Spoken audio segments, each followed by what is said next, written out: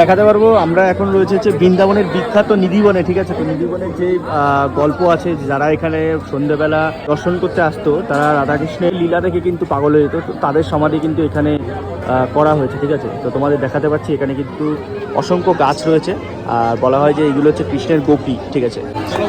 মানে পুরো জায়গাটায় কিন্তু ব্যারিকেড করে ঘেরা রয়েছে, আর এখান থেকে কিন্তু সাধারণ মানুষরা যেতে পারছে, ঠিক আছে। আর দুপাশেই কিন্তু বন, নিধিবন। আর এই দেখতে পাচ্ছ নিধিবনের যে গাছের কাঠ কিন্তু মানে আলাদা একটা এক্সপিরিয়েন্স। আমরা বলতে গেলে বনের মধ্যে দিয়ে যাচ্ছি। তো বনের মধ্যে দিয়ে এরকম ডেকোরেট করা আছে, মানে মিডিল দিয়ে যেখানে মানুষজন যেতে পারবে। আর দুপাশে কিন্তু বন, এই দেখাতে পাচ্ছি এরকম চারিপাশেই কিন্তু মানে দুপাশে বন, ঠিক আছে।